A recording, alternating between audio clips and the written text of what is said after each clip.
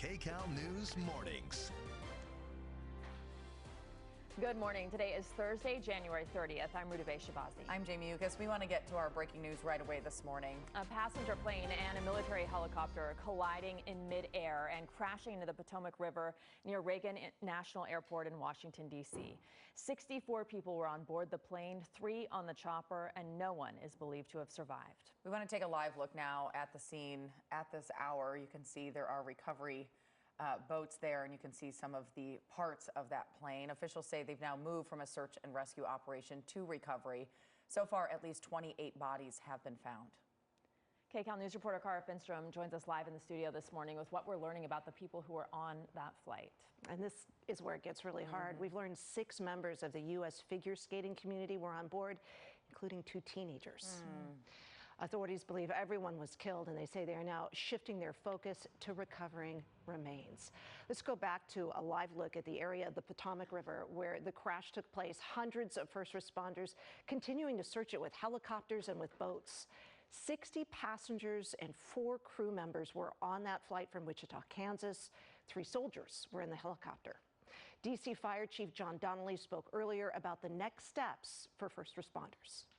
The next phase of this operation is going to be led by the NTSB. All of us are working together, though, to search the area and to find the victims. I'm confident that we will do that, and that will take us a little bit of time, though.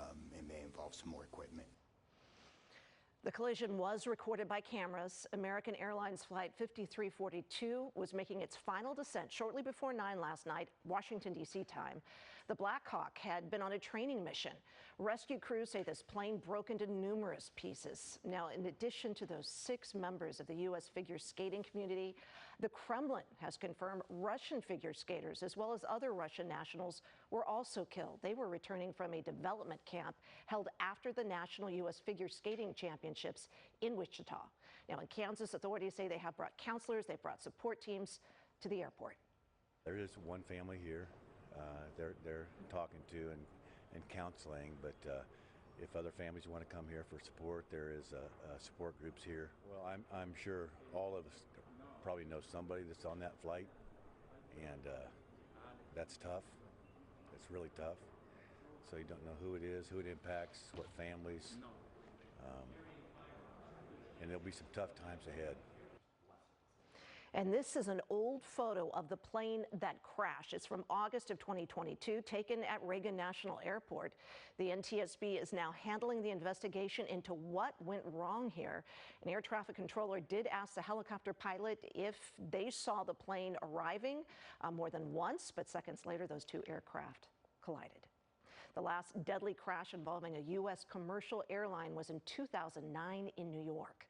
Let's head over to Kcal News anchor Chris Holmstrom now, who's learning more about the victims of this crash. Chris? Yeah, we're learning about the 3 victims of the crash. One of them is Inna Voyanskaya, who was once on the Soviet national team and is listed as a coach in Virginia. The other 2 Russians who have been named are Vadim Namov and Evgenia Shishkova.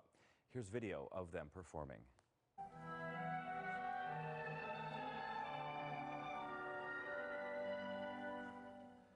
Naumov and Shishkova were married and won a 1994 World Championship in pairs figure skating. They competed in the Olympics twice and reportedly moved to the U.S. in 1990.